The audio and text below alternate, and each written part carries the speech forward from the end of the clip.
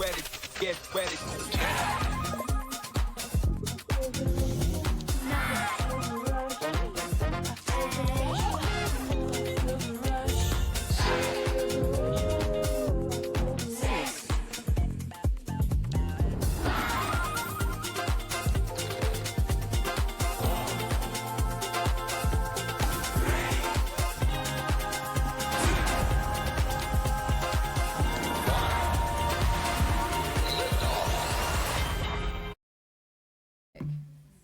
Hi everyone, thanks for joining. Woohoo! Now, if you can't see, no one bites in this room, okay? So feel free to squeeze on in so you have the best view of our beautiful talent today. For those of you who haven't had the chance to meet me yet, I am Diana Abeleven and I lead the journalism initiative here at Canva, and I am so incredibly privileged and happy to see you all. This is the first time that we have actually run a community event outside of an industry event. So we opened it up to the public, thought, why the hell not? I've organised this from Sydney, Australia. I have never been to New York City. So thank you for putting on such fabulous weather. Yeah, absolutely. The food has been to die for. The people have been unreal. So thank you so very much. Now, we know how busy everyone is. Tight deadlines, small teams, not enough hours in the day to get the job done. But you made the time to be here. And honestly, from the bottom of my heart, working in tech, working with journalists every day, thank you. You've taken the time out. So thank you very much. Now, why are we here today? Well, the way journalism operates is evolving fast. You've got more platforms, more visuals, more demands, less time. The stakes have never been higher. You're doing a lot with a lot less. But one thing hasn't changed, and that's the importance of telling great stories. So today's event is all about how Canva and Flourish are working to support you in telling those stories better, faster, and more visually. So, the agenda. Up first, we are going to have a keynote. When I say keynote, we squish the time down a little bit. You've got 15 minutes, Ricky. Long-time journalist and media strategist, Ricky Sutton. A future-focused look at where the industry is headed, how to stay ahead in an increasingly visual and AI-powered landscape. Then we're going to do a bit of a feature showcase. So we're going to do a bit of a deep dive into Canva and Flourish features that were released at Canva Create, which was held last month in Los Angeles. And that will be, we'll explain those in real-time media workflows as well. So you can see how you could apply those features in your day-to-day work. And then lastly, we're going to have a panel discussion. So you get to hear from your peers. We're going to ask a couple of questions and you'll have a chance to be able to hear straight from the horse's mouth. I realise now that I've said that, it's probably not a great analogy. No offence to anyone who is on that panel, you're not a horse at all. So, without further ado, allow me to introduce you to the one and only Ricky Sutton. Ricky, do you want to come up on stage, please, and give me give everyone, I'll let you talk. Thank you. Over to you. All right. Thrilled to be here. I've already met a ton of you. I don't know, who have I seen so far outside? Quite a few. I've been wandering around stalking you. I apologise. I'm a journalist. That's why I'm here today. I'm here to talk to you about journalism and why I love it so much and why I know that all of you love it so much. You're my tribe, okay? And so I'm kind of a translator between tech and journalism. But I want to tell you a little story about me and my journalism journey, just to give you a sense of where I fit. I've never had hair, by the way, like, for a long time. But you see, here's the thing. When I was 12, I did have hair when I was 12. When I was 12 years old, I decided I wanted to be a war correspondent. My dad was a bit of a mad adventurer, and I remember I was at my grandparents' house. I was watching, there was a war, and it was in the Falkland Islands, if you ever heard of it. And I said, I'm going to do that job. That sounds awesome. And my dad's response was, you should definitely do that, but don't die because your mum will kill me. But you should definitely go and do it. And so I set off and I did some jobs on local papers down here. And I worked my way up to be the boss of regional newspapers, which was fun. And then one day, a war started in Bosnia. And I went to my boss, Keith, his name was, and I said, Keith, there's a war I can drive to. and I know I'm the news editor of the paper, but I have to go. And so I went to Budget. Do you have Budget here for renting a van? Yeah, Budget? So I went to Budget, I rented a van, told them I was going to move house, drove it to Bosnia and covered the war for 4 months. And what I saw was, it was just a love affair for me for journalism, okay? So when I came back, I got lots of jobs on national and increasingly big newspapers, and I started to report the news. But then I was always an early technology adopter. And the thing that I learned most from doing that job was that I had to go to the other side of the world, witness something, and do my best to write a story about it that would then transport people emotionally to the event that I just witnessed. Does that ring a bell with any of you guys? That's kind of what we have to do.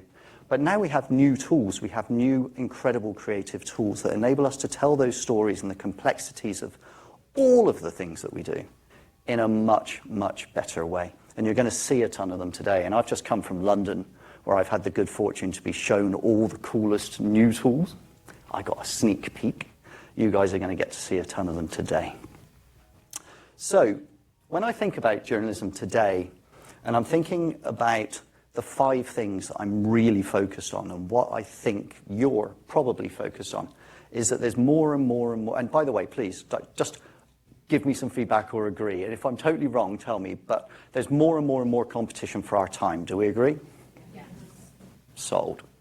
Okay, the second thing is that we have less time to be brilliant, so you need more fantastic things to be better at the thing you do every day. You need to be able to do it in a heartbeat and move to the next. You're going to see some of that today. We need to be everywhere where our audience is, and we have to adapt to the things that our audiences want, and they adapt so fast, don't they? Wouldn't it be just nice if they just stayed still for 5 minutes? But they don't, right? And so we have to keep adapting to that new environment. What I'm excited about here is that now we have the tools and the technologies emerging that enable us to tell the stories that we've always told in new and more imaginative ways. But because of the genius of new technology and technologies like some of the ones you're going to see today, you can do the brilliant thing fast and adaptive. It's a dream for us to be able to report in ways that we've just never been able to do before. And we want that, right? We all want that, right? We want to go, I don't know whether you guys do this, but I do. When I get home and I've done something that I'm super proud of, I did something recently with UNICEF. Super proud of it. I must have read that story, my own story, 5 times that night and felt that warm glow about how awesome it was to have done it. These tools give us all the opportunity to achieve some of those things. And then the last thing I was going to say is that audience expectations are higher and higher and higher. Okay, so we have to constantly be keeping. I can see you nodding all the time. This is kind of, it sounds like I'm living your world, right? So we have to just keep being better and better and faster and faster. All right. So making things look beautiful is important, but in an increasingly competitive world where lots of people are trying to do that, we as journalists, what we do is really important. There are lots of other people out there doing things that are less important, that are making things look more pretty and pinching our time. We need to be better than them so we can get the important stuff in front of people. So it's a strategic imperative for us to make things look amazing. And the way, I'm old, you guys are all much younger than me, but we are generation 1 of this new type of creative journalism. We're going to build it. You're going to build it with these tools, which I think is amazing. So, how many of you love your job?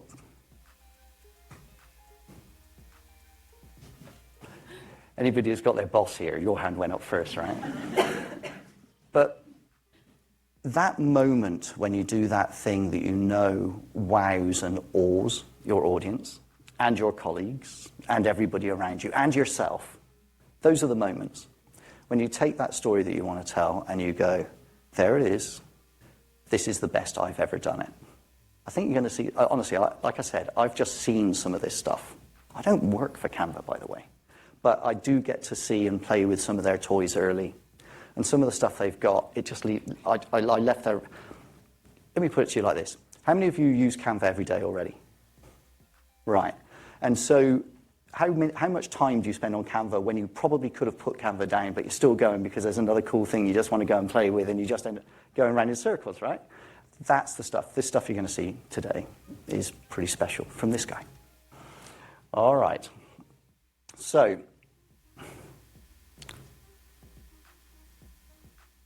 there has never been a more important time for storytelling and for journalism, in my opinion. It's not been our best 20 years. Okay, it's been a tough time for some of us, for many of us. But the need to tell the news and do it well in this environment is more important now than ever. Some of this technology gives you the opportunity to dare to dream how good it can be. Think about that. Instead of thinking about what you can do, right, think about what you should do. And then get the tools to go and build that thing that no one's built before. Do it with less time. Experiment. Collaborate. How many of you use the Canva tools to collaborate with your teams? Yeah, so you're working on something collectively and collaboratively. Fantastic, right? So the opportunity to collaborate, the opportunity to be curious, find new things, new ideas, new designs. People, the geniuses at Canva are always thinking up something new and at Flourish. Okay, and it gives you the opportunity to think bigger. And what that's going to give all of us in this era that we're in right now is the opportunity to democratize the tools to build better. So, something that Diana and I were talking about earlier is that Canva's available to everybody. You can be a massive multinational, multi-territory, giant media company, and you can build something really cool. Or you can be a blogger on your own. Or you can be a hobbyist or someone that just cares about it. You get the same tools. The only limit is your imagination and the amount of effort you want to put into it. And for me, that democratization, that socializing, and that creation of a community-based journalism is what drives me. And that's why I was delighted to be asked to open today.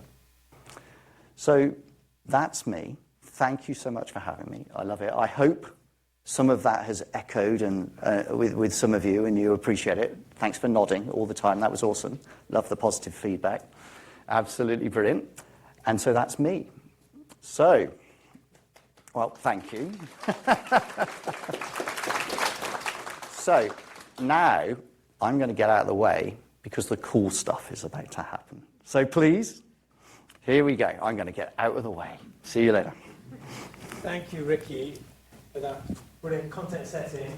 So I'm going to talk a bit about the products that we've been building in the context that Ricky was just laying out. And specifically, I'm going to be talking about two tools that are powering visual journalism today. So that's Canva and that is Flourish, although I'm going to do them the other way around. And obviously there are lots of other tools that people use too, and so we're going to focus on these two today. But you know, it's all about equipping yourselves to win in this new visual era.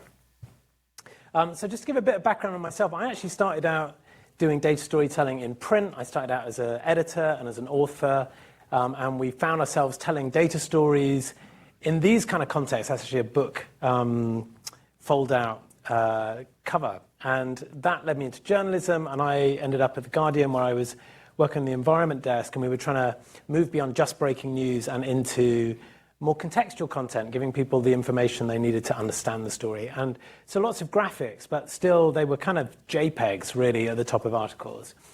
But back then, there was this new world of interactive media opening up. You probably remember things like the first ever kind of immersive news story on the New York Times there on the left, which we were thinking as a sort of immersive, explanatory storytelling kind of surface, and then things like where I was at The Guardian, we were doing these interactive pieces, all handmade, but suddenly you could start to do interesting stuff on the internet with storytelling. And that led me and my co-founder of Flourish to create a whole bunch of experimental interactive content where we were trying to say, what does it take in this new internet-powered world to tell stories with data really well? Whether it's taking all the world's commercial shipping movements over the space of a whole year and streaming them into the browser to be able to bring them to life with animation, or whether it's something like personalizing a news story so that you can put in your year of birth and see climate change played out with your own future timeline laid out on that graph. Or whether it's something like taking a big data set, in this case all the world's protections for women's rights in every country as painfully curated by the UN, and trying to bring those into a form where they're easy to understand, easy to discover, and then also easy to share. So we did that for years, and what we found ourselves thinking is, this is all great, people love this stuff, but it's not democratized, it's not available, people don't know how to do it themselves, and we could only produce 10 of these things a year. It was crazy. So that's why we built Flourish, and some of the people in the room probably use Flourish already. It's a tool that's widely used all over the world now for telling stories with data, and the ones on the screen here are a couple of more corporate examples, but we've always been, from our launch, very much focused on empowering journalists. And that's anything from something like a specialist publication using Sankey diagrams to plot climate flows, or whether it's more like a Southeast Asian publication plotting criminal networks, or elections, obviously a huge thing in almost all newsrooms. We have been there throughout the last 7 or 8 years powering a lot of those. And it's not just charts like the ones you're seeing there, it's also things like viral visualizations, being able to play things through time in a way that works really nicely on a social video. This one actually was made by, you probably saw it because it went totally viral when Joe Biden did it in the first election against Trump. Maps is another important one, just being able to really quickly and easily spin up really good geographic visualizations, but also interactive content generally. Often you don't have really, really rich data, you might just have a bunch of names, a bunch of pictures. How do you bring that together in an interactive form? So that's what we built with Flourish. It's become very, very widely used. I think these numbers are a bit out of date. I think we've crossed 30 billion views of Flourish visualizations in embedded news stories over the last 7 years, and still growing really quickly. And that includes also being very baked into the newsrooms where you might see a lot of these things but not realize they're made with Flourish, because a lot of what we do is stitch in brand guidelines so that people can produce this stuff at scale, but in a way that looks seamlessly integrated into their site, such as this Pink newspaper, whose name I'm probably not formally allowed to say, but you might be able to guess who that is. But all of that we've tried to design with ease of use in mind. And the way that works is there are 2 paradigms. And the familiar paradigm that's always been there, and if anyone here has already used Flourish, you'll be familiar with, is you pick a template. You grab a template like, say, a tree map. You don't have to start with a blank slide. You pull in your data. You play with the customizations to get the visualization you want. And then once you're happy with it, you can apply your theme if you have one. And then you can go to export and publish, and that will create an embed code that can be dropped into any news CMS. But it can also, you can grab that content, you can put it in a Canva slide deck, you can put it in a social post, if you record it into a video, that kind of thing. But one that we launched just a few weeks ago, which I just wanted to give you a bit of a sneak peek into, is this new data-first workflow. And the idea here is that you might not know what visualization style you want. So you might want to come in, throw the data in. What the system does is it analyzes the data. It works out all the different ways that it could be formatted. It then compares how good the fit for that data structure is to every different type of chart. And then it makes them all for you, scores them, puts them in priority order, and all you need to do is click the one you like best to open it in the editor. So this is brand new. We'd love you to use it. We're very actively taking feedback from it to iterate the algorithms. So we'd love you to have a play with that. So that's a very, very brief overview of Flourish, how it's kind of used by journalists. And if anyone would like to deep dive into any of this stuff, I'll be around for the happy hour later and happy to show you more specifics. There's other people from the team here too. But the Flourish story, we launched in 2018, and the major change came in 2021, and that's because Flourish was acquired by Canva. And so that moves me on to the other thing I want to spend the majority of the time on here today. So Canva launched about 11 years ago with a mission to empower the whole world to design. And in the manner of a true exponential feedback loop, we've really seen this astonishing rise in users over that whole period, and we just crossed 230 million monthly active users. So that's the number of people using Canva every single month. In some countries now, we've just crossed 1 in 5 internet users use Canva every single month. So we're really, really become part of the internet. But just to sort of, in case anyone isn't familiar with Canva, just to set the scene, the sort of foundational principle of Canva is that design was too complicated, and it was too exclusive. The tools were too hard, they were too expensive. So the idea was to bring the entire design ecosystem, whether it's font families, whether it's image editing, whether it's collaboration features, etc., and bring them all into one easy-to-use tool. Now, that worked well, and it took off almost immediately. But what we've seen in that time where Canva was growing anyway is a huge rise in the dominance of visuals in the world, and that's a trend that we tend to refer to in the company as the visual economy. Visuals are now just everywhere. I mean, this is a particularly good graphic for this particular location, given it's just up the road. But what started with desktop publishing and moved on to the World Wide Web and then was powered even more by social is this ever-growing increase in the expectations of everyone to do what their brains are hardwired to do and focus on the visuals. So that's what Canva set out to do, and we did incorporate all those different elements into a single tool, and it really has empowered the world to design. We've just crossed an amazing milestone of 1 billion bits of visual content, 1 billion designs made in a single month, which is 420 per second.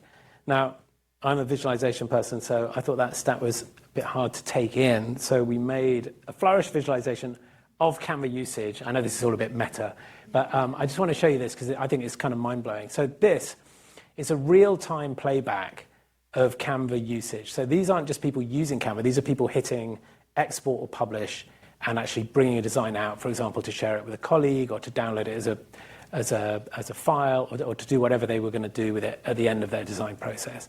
And you can see just how alive the world is, and also a nice example of just how much more viscerally immediate it is to look at things in a visualized form.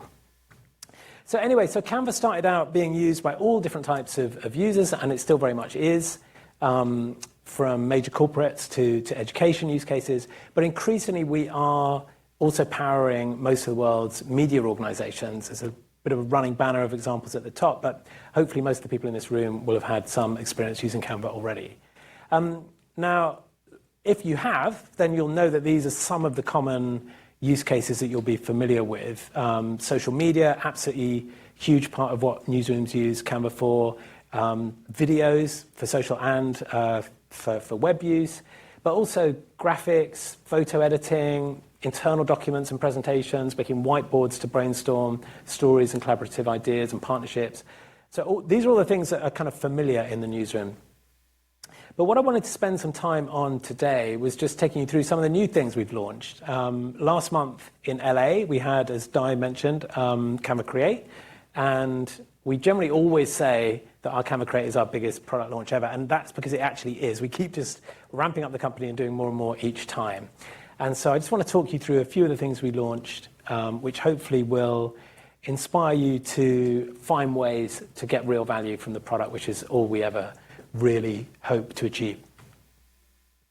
The way we framed the whole event and the way we're currently thinking about the product is that historically there have been kind of two different types of tools in the world. There's ones for productivity, sort of like office suites, you might say.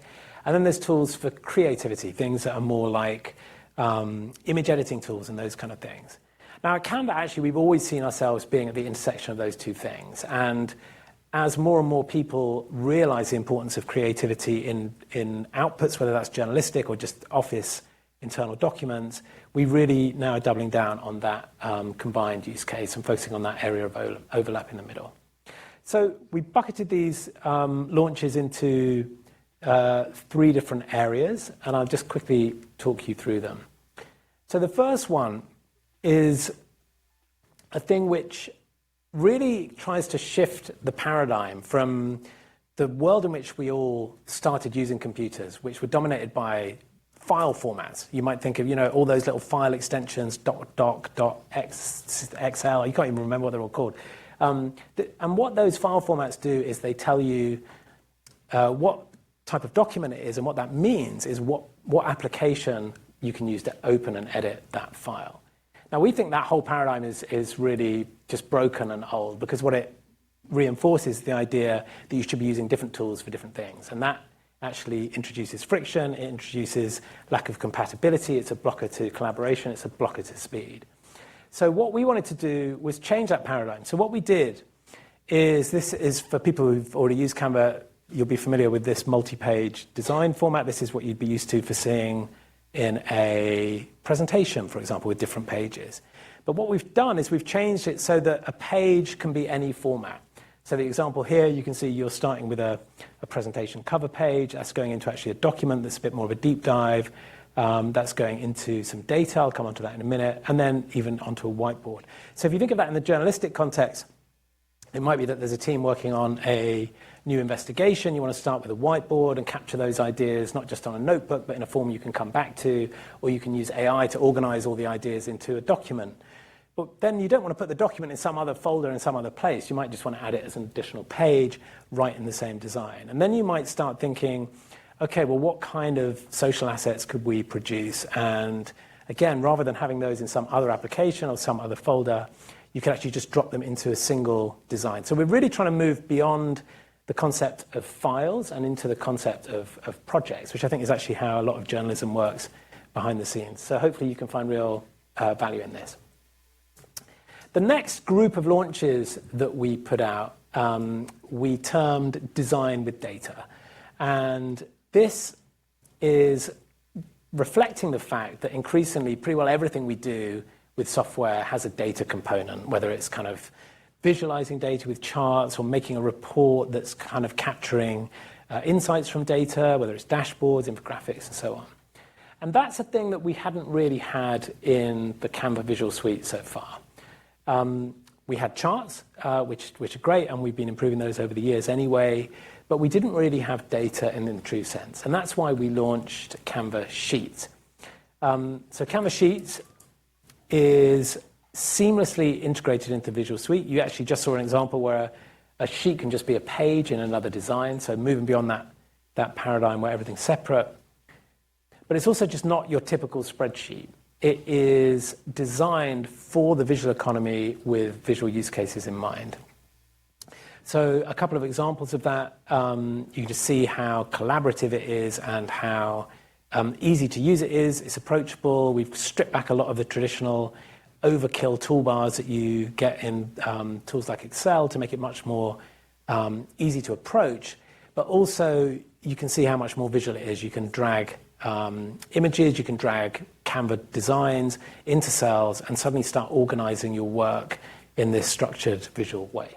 This is all live, by the way, so if you want to see people taking pictures, you should be able to log in and see this. We have been rolling out in different countries bit by bit since Canva Create, so if you don't see it, you'll see it very soon.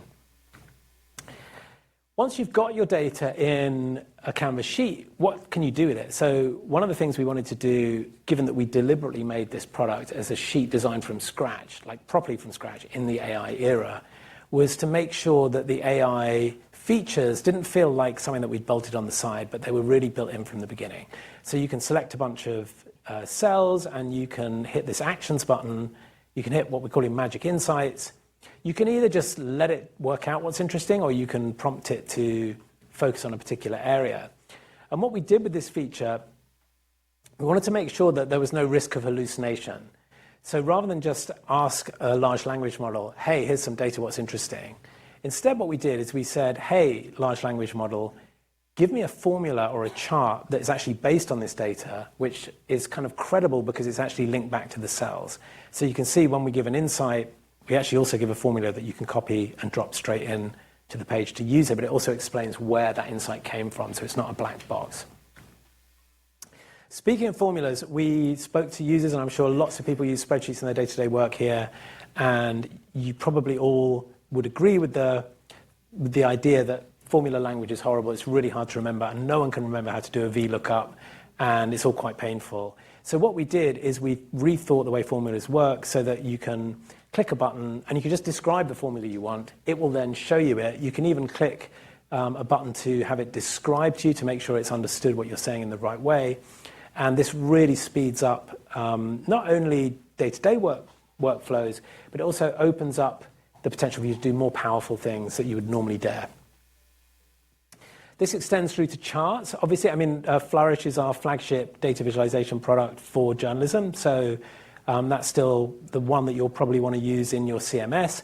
But when you're making charts for social posts, when you are quickly visualizing a graphic in order to, visualizing a data set in order to understand it, these features are really, really powerful, and they're built for that speed. So you can select that data, hit actions, hit magic charts, and what we'll do is recommend a visualization. So all you have to do is click on it and drag it into your page. We also took another cue from Flourish here, and Flourish has this concept of scrollytelling, which works right embedded in your CMS. So if you want to do external scrollytelling stories, that's really, really powerful. But what we've done in Canva is made it possible to do a similar kind of immersive storytelling right inside a Work document. So if you really want to capture someone senior's attention, or you want to create something that will go viral internally, then this is really, really powerful. We also improved the integration with Flourish. So Flourish produces responsive, interactive blocks of content that you can put in your CMS, but you can also put them elsewhere, such as in Canva Decks. So that is what you're seeing on the screen here. You can just open the Flourish app, all your projects will be there, and you can really quickly go over to Flourish and edit, and it will live update back in Canva. So those things that you're designing maybe for web use, you can also use them in those internal documents. So that's the kind of core editing, visualizing, understanding data.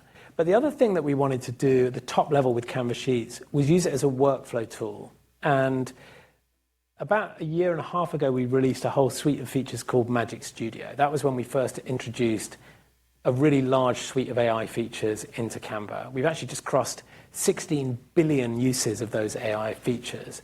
And we launched them under the brand Magic Studio. So it's a way to capture all the different things that you could do with visuals with AI. It ranges from translating a whole presentation into a different language through to editing an image using advanced AI features.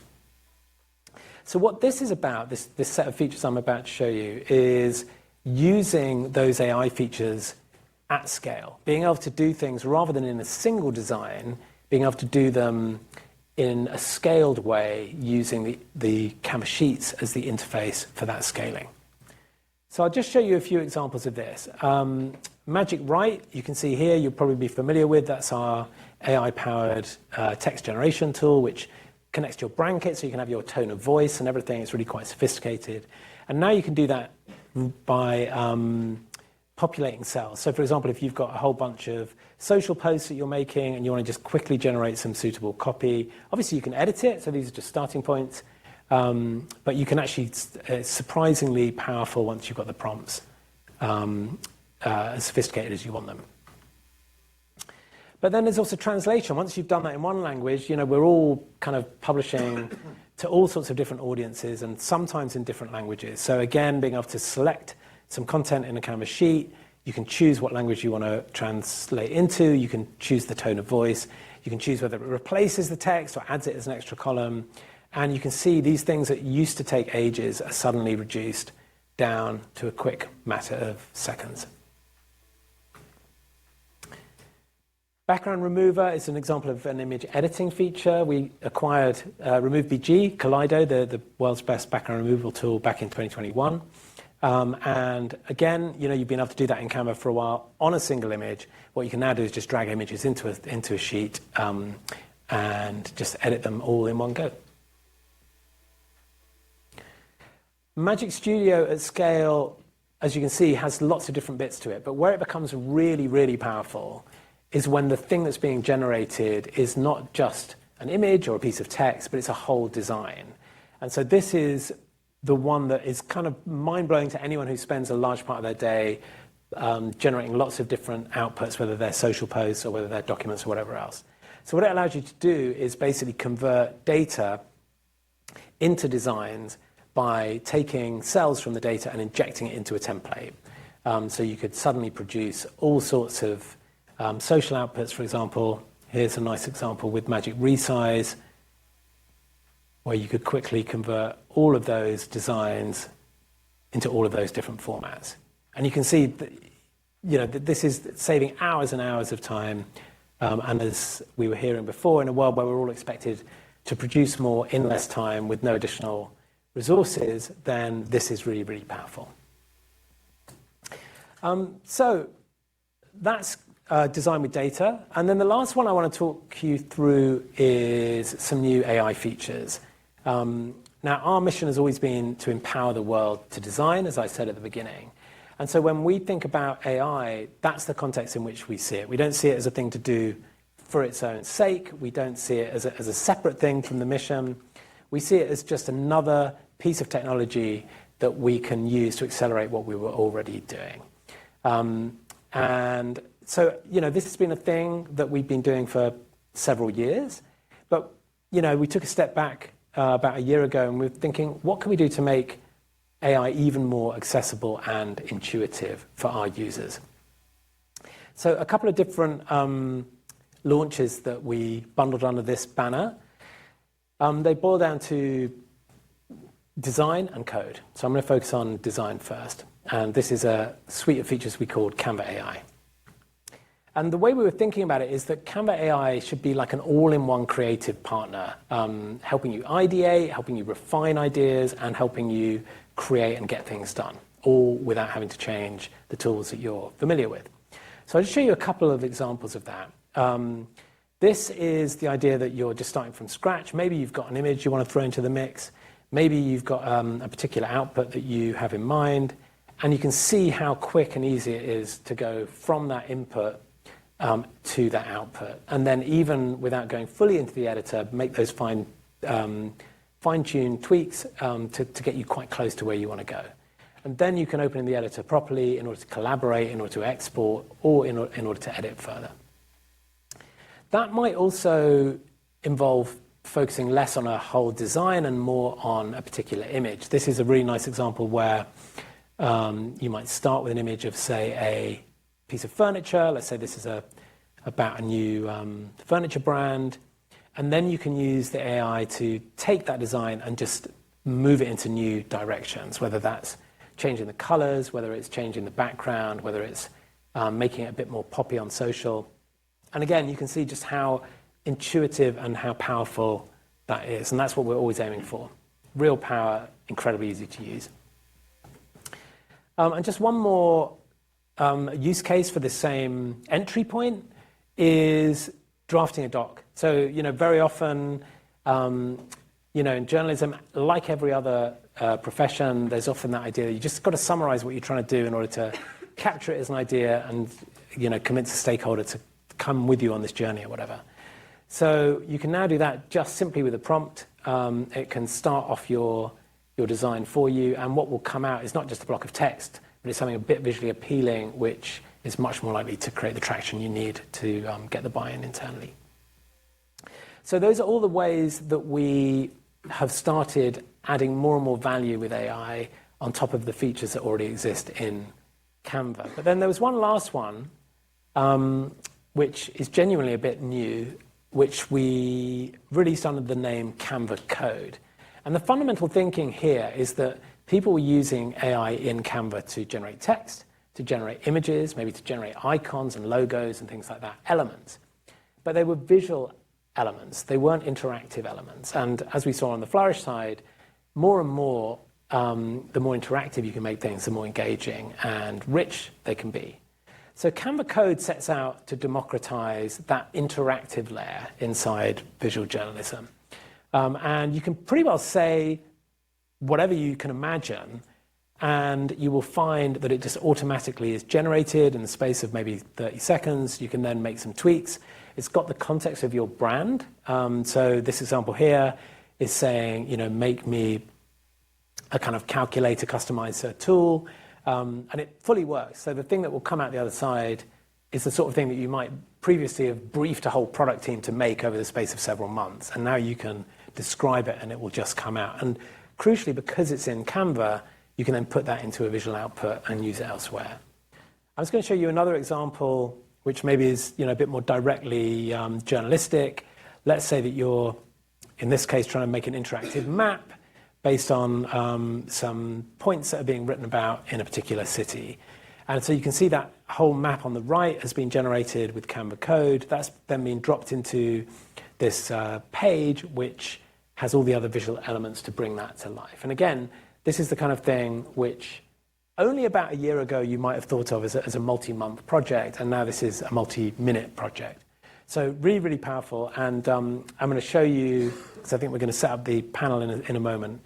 I'll leave you with with a video showing how everyone from some school children through to some professionals found themselves playing with this tool and what they made with it.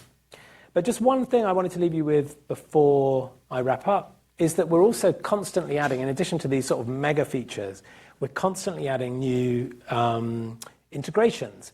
And, editorial content is one of those. So what you're seeing here is a new Getty Images app, which allows you to access all the images that you have access to through Getty anyway, but right inside Canva and then drag them into Social Post. So really, really powerful, really, again, it's about speeding up your workflows and, as we heard at the beginning, doing more quickly, doing it better without additional resources. So that's everything I wanted to go through today. Thank you all for listening. There's a bunch of us around. All right. Ricky, would you like to come up, please? We're going to have a panel discussion now. So you're going to hear from your peers. I'm back. Hello. Alrighty. I would like to invite the following people from the class to join me up front. I need Kyle. Kyle? Woo! Come on down. Come on down. I'm looking for Sophie. Do we have Winner, winner. So, Kyle is the editor-at-large from LinkedIn News. I'll sit behind I'll sit just in the order of... You choose. Do it. There you go. Fantastic. Sophie is the head of digital strategy and coordination at the Associated Press. Welcome. Mr. Kaplan, would you like to join us, please? Thank you very much. Jeremy Kaplan is the Director of Teaching and Learning, at the Newmark Graduate School of Journalism in New York and the founder of Wonder Tools. Hello, buddy. Welcome. And could I also please have Ben Welsh, who I understand has been very well behaved, and is the news application editor at Reuters, which you might have heard of. So, welcome. Sorry? Oh, keeping you apart. I know how this goes. It's not my first rodeo. All right, there we go. Amazing. So, these are your peers, and these are all power users of these products. So who better to talk to us about their experience and what they've done and what they like. Now, I know, actually, I've met quite a few more of you, actually, outside who are also power users. You can all come up next year, okay? Is that all right? Okay, perfect. Sophie. That's me. We're going to pass this mic around. Only one mic. No, you keep it. Okay. Okay. Here we go. So, I've been working with the AP for like 35 years, right? Amazing organization. And so I had to write this down because I wanted to get it right to show the respect that I feel for the AP. So, you have long set the standard for authoritative, visually driven reporting, okay? Often at a global scale. So people lean towards the AP when big things happen. As audiences increasingly encounter journalism in visual-first formats, okay, we've been talking about that today, we've seen it. Okay, how are you thinking about the role that visuals play in delivering clarity and credibility across platforms and retaining that AP essence? Yeah, a great question. You guys can hear me? Good? Cool. So, I think it's important to first note that at AP, we didn't have a digital team until 2021. And I think that is an important fact to always say because it shocks people. It just shocked the crowd. Yeah, I heard the ooze. And so what does that mean? That means that it didn't mean that we weren't on platforms or that we didn't do that stuff, but it means that we didn't have people who, had audience built into them, running those platforms. And so in 2021, we made the decision to, after many, many, many conversations, to launch a B2C operation. And so we're now 4 years into that. And it was initially planned as a 5-year transformation. And I would say that the AP from 4 years ago and the AP now looks completely different. The things that we're doing, the things that people are saying yes to, even the things that people are saying no to, like I hear no way less than I used to. And so when it comes to being at the forefront of innovation and thinking about how do we reach more people, AP is also in a unique spot where we're a wire service. So not everyone knows us. Because we didn't have that B2C presence and B2C and B2B, sorry for using those terms. They're so much a part of my life. Business to business, business to customer. So many of our B2B customers, our traditional news customers, and our newer audiences that are on search, on social, they all want the same thing from the AP. They want us to be delivering fact-based journalism. They want their news fast. They want it to be accurate. They want it to be coming from people who have really good sources. And so if we're able to bring that presence across all of our platforms and have it work and have people say, of the news that I'm going to share, it's going to be the AP. Yeah. So you mentioned something there I just want to dive into. I'm going to kill my second question. I'm going to go to a different question, which is that you said that people don't say no so much. I think no is the most deadly word in journalism. We've forgotten to say yes. Don't you agree? Like, we say no because sometimes we just can't do it. We haven't got time, there's no resource. We need to say yes, because if we say yes, we do a better job for our consumers. Can you tell me a little bit about how you feel about no transferring to yes? And is that how you see it? Yeah, I think we're really afraid of failure as people in general. Like, I don't think anyone is like, yes, I want to fail today. But I also think that we all realize that failure is really what teaches us a lot about ourselves, about our company, about any aspect of your life. And so I think when you say no to something without ever even exploring it, it sort of shuts the door to be able to say, okay, yeah, that isn't right for us right now. Or we tried this and we threw some money at it, but it didn't work, or it did in a way we weren't expecting, and now we kind of have to rethink it. And so I think being able to at least engage with that, and I've now been at the AP for 7 years, which anyone who works at the AP says, oh, so you're an AP baby, because everyone works there for a very long time, which is a lovely thing and doesn't really exist so much anymore. But the conversations that I'm having with folks, that same conversation would have just been a no before, and now at least they'll take the meeting, they'll listen to the pitch.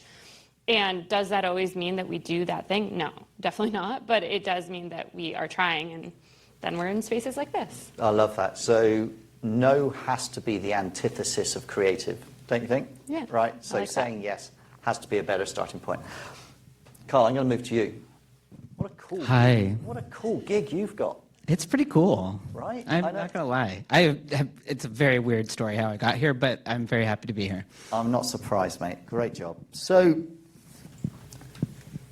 the interesting positioning of LinkedIn as part of a news organization. How do you view your role in LinkedIn and LinkedIn's part in the news industry? And how important do you think using visualization and creativity, how important is that to what you do?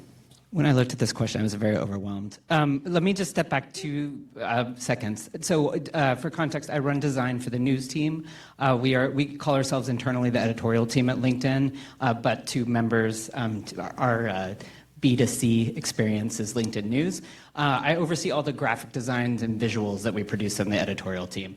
The interesting thing about what you're getting at about being inside of a platform is that we are an editorial org inside of a platform. We actually report into product, which is a little bit of a different thing. The videos and the content and the news articles that we make are specifically not content marketing. That comes out of a totally different part of the business. But the person, Dan Roth, who is a journalist and would be very at home in this room, had a real vision for how news could be important to our members. And so LinkedIn's mission is to unlock economic opportunity for the global workforce. And so our jobs inside of this big, giant global technology platform is to make sure that we're surfacing insights to our members. So we do a series of things that we call them the 4 C's. We create content, we cultivate other members to we create the content, we curate content, we cultivate by helping other members use our platform, and then we help it circulate. We'll help it move through the pipe. And so our job, my job, is to make sure that anything that says LinkedIn News on it looks great and is providing the insight that we want to bring to members. And then there's a bunch of stuff that we do behind the scenes that doesn't always say LinkedIn News on it. It might just say LinkedIn, but it may or may not have come through our team.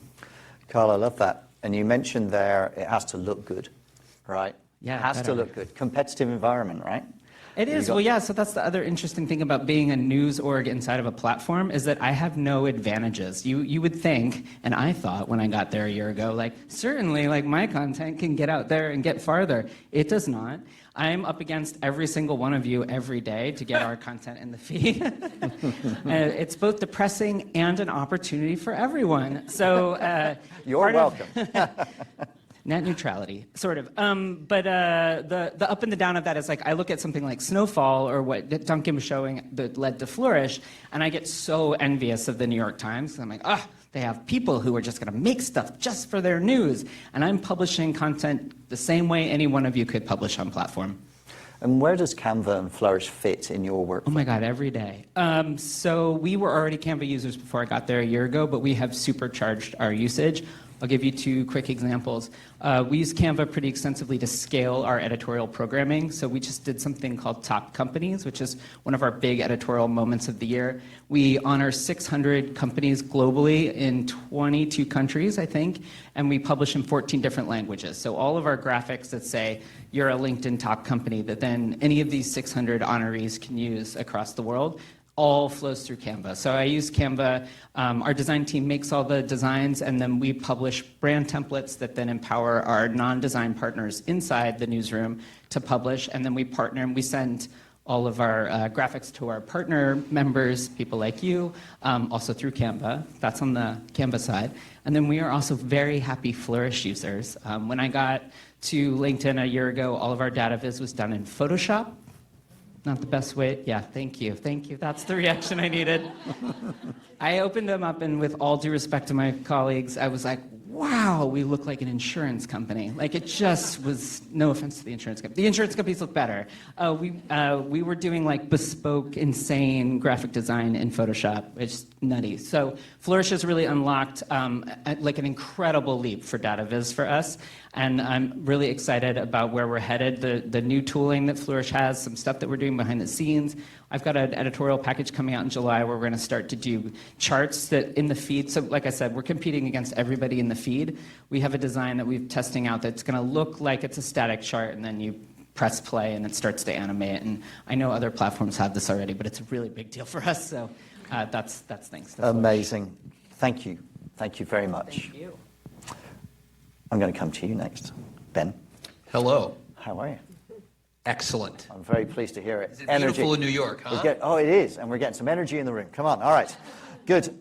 Right, so telling stories, especially really complex stories, as a journalist, we have to make the complex simple and understandable and accessible. No one more so than you guys, right?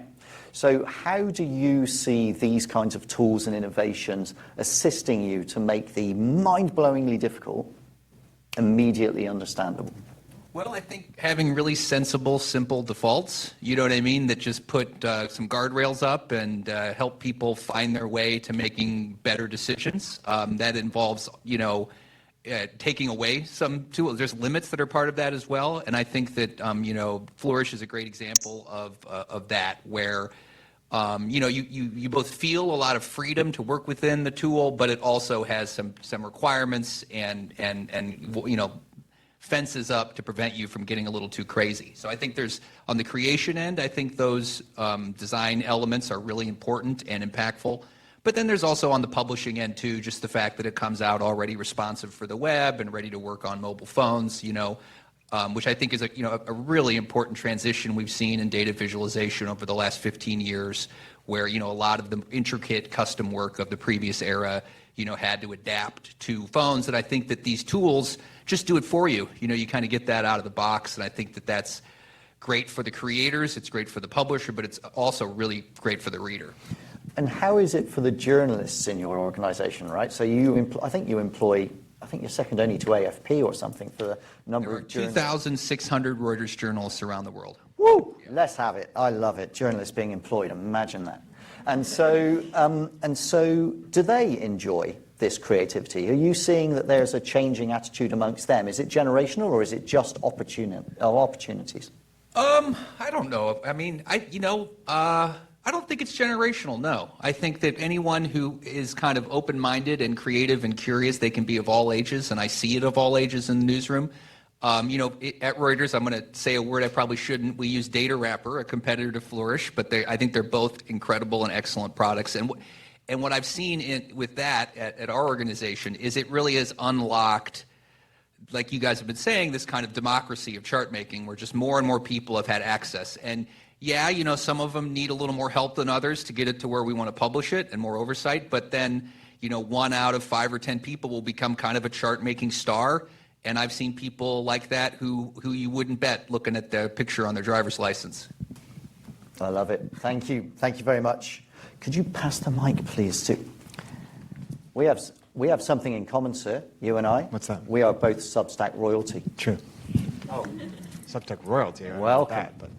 Right. So, I wrote my question down for you as well, so I'm going to get this right.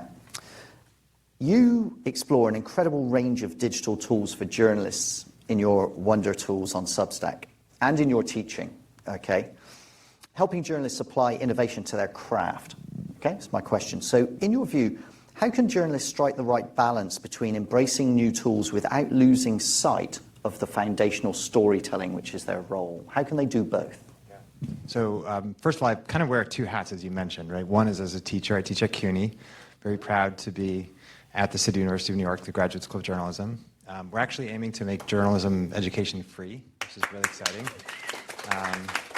So we have a campaign to do that because we want to democratize journalism, much in the way that Canva tries to democratize, right, tools. Yeah, we talked about that earlier. Yeah, and so we have a similar vision that it shouldn't be an elitist kind of thing, right?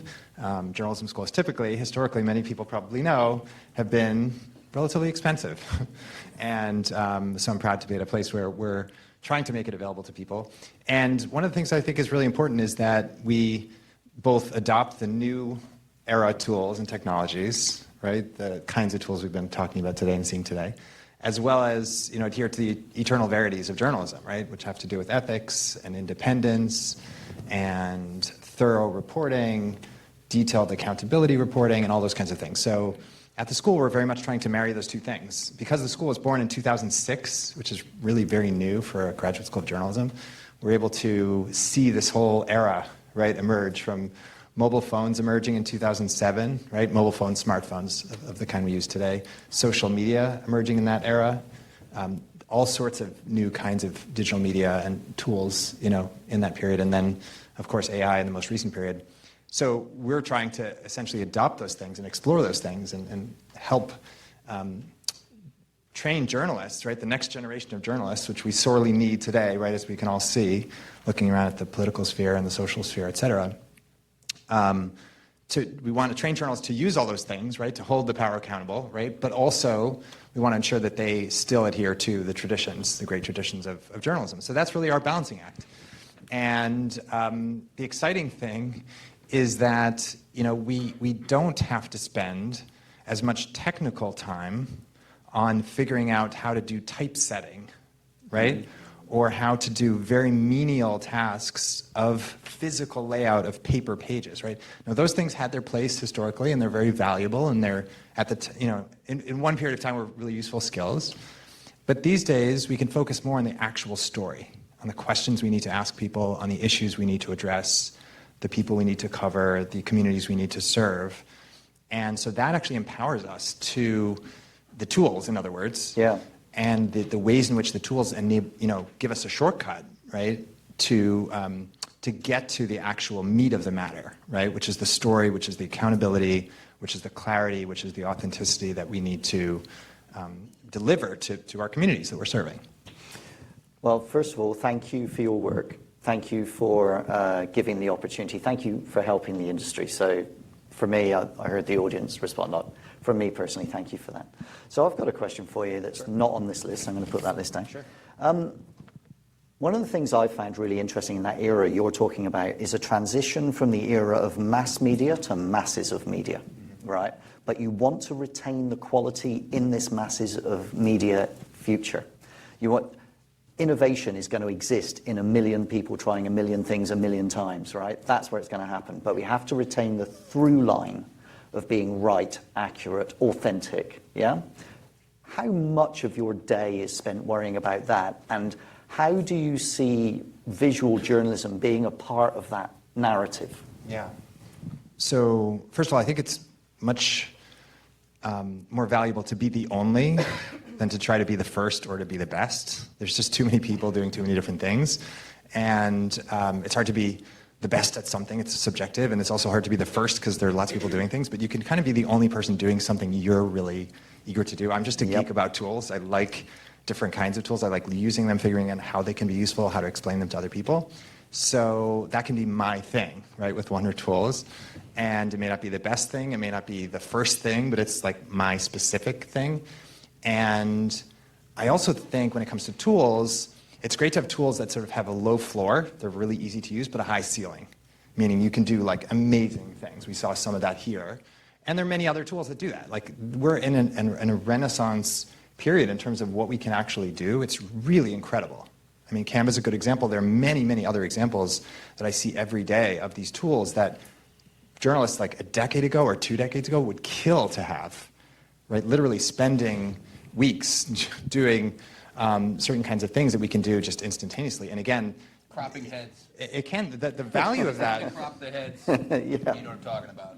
The value of that is that, again, we can get back to the focus on the actual story and, you know, creating something that's actually valuable, it's actually useful. So, and even the formats, like newsletters. Like in a generation, I mean, actually, when I started, a generation ago at this point, you had to work your way up, right, in a large organization. And there are some large organizations that still exist and thrive. But now you can, any one of us, right, can basically today, using whatever tool set we want, create something from scratch, whether it's a podcast, a TikTok channel, a newsletter, whatever it might be, and reach people almost instantaneously if we have something valuable, if we have a voice to share, et cetera. So that's incredibly. We kind of take that for granted, but it's pretty amazing, right? And if you look at Substack or any of the other platforms, right, where people are publishing, any given day, there's 50, 100, 1,000 in some cases new people, right, creating new kinds of things, right? It's a marketplace of ideas, which is incredibly empowering, exciting. Like as a consumer, you can have your pick, and as a creator, it's just incredible. The barriers to entry have just fallen. So I just think it's an incredibly exciting moment. I love that. So all of our candidates here are all currently tied on 100 points. So we're going to have a quick fire round that none of them know about because no one told them. So I've got a question for you. Sure. Your favorite example of data visualization ever? One answer. Quick fire, go. The quickest one that comes to mind is New York Times had a piece about air quality. Did anyone see this? It used AR, so that you pointed the phone around the room, wherever you were in the world, and it would show you the particles visualized on your phone, which was incredible because it really brought to life this idea that we're not living in a pure air environment, even if we think we are, particularly in some cities, right? I won't mention any particularly grievous cities, but some of you may know where those cities are, where it's really a big problem, like to breathe every day. So that was amazing. And they showed that visually. There's a story that accompanied it, but the visual, once you held up your phone and you saw it in the room around you, incredibly powerful. Incredible. Ben? Same question? 100%. It's a quick fire round. I'm not going to give you an easier answer. Let's go historical. Booth's Poverty Maps of London, the innovators, the people who really brought out of their, the primordial ooze of data and government statistics these forms that have endured and were almost fully formed at the beginning, but then they were also used in some ways in a subversive way at that time to challenge how statistics had been used up to that point as a tool of government. Booth's Maps of London is one example, but we can come up with many others from W.B. Du Bois. So to me, the pioneers really still shine to me. Amazing, thank you. You can pick your own. Same question to you. Yeah. I am going to not say a favorite, but say my most recent favorite. Okay. You know, see what I did there? Didn't pick anyone. But AP did a story about Trump's first 100 days, and we visualized all of what had happened in the last 3 months via push alerts. So all of the alerts that we've sent since Trump took office in January.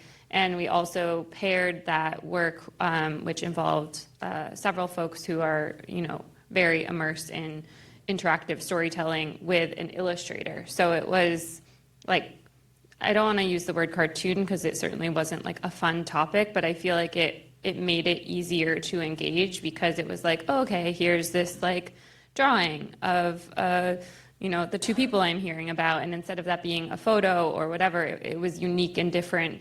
And so we had that throughout the story. And I just thought it was a really nice way to tell a story that everyone else was telling that same day. I love it. I'm going to also pick the New York Times. Georgia Lupi, who's a Pentagram partner, did this beautiful piece on having long COVID, which is a very personal story for her. I don't know if you saw it, but I highly recommend it. And she's such an incredible organic designer. And she got to Pentagram after running a data visualization company in Europe.